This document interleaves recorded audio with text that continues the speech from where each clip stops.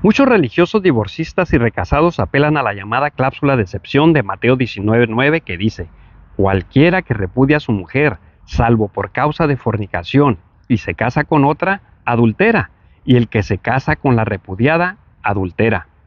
A ver, gente, ¿en dónde está diciendo Jesucristo que te puedes divorciar y recasar por infidelidad? Analicemos muy bien este texto con sus contextos. Los religiosos le preguntaron a Jesús con mala intención si era lícito repudiar a su mujer por cualquier cosa, a lo que Jesús respondió diciendo que la única razón para divorciar a su mujer es por causa de fornicación. Él no dijo adulterio. ¿Y sabe por qué Jesús usó la palabra fornicación y no adulterio? Por la razón que se refería a matrimonios no consumados por desposorio, ya que esta era la antesala del matrimonio para probar si se encontraba alguna inmoralidad sexual y así anular el compromiso. Y esto lo llevaba a cabo el novio denunciando públicamente a la futura esposa, como en el caso de José y María. Otra razón del por qué Jesucristo usa la palabra fornicación y no adulterio en Mateo 19:9 es porque se refería a matrimonios ilícitos, no válidos, o sea, matrimonios no aceptados por Dios, como incesto, bigamia, poligamia y parejas del mismo sexo.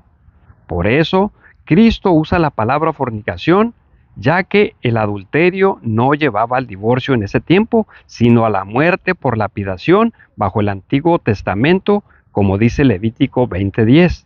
Muchos religiosos quieren excusar el divorcio y el recasamiento, incluyendo el adulterio, bajo la palabra fornicación, diciendo que es una palabra más amplia, y otros, más desvergonzados, cambian la palabra fornicación por adulterio, pero esto es una gran herejía que está llevando a muchos a cometer y a vivir en pecado por creer esta abominación.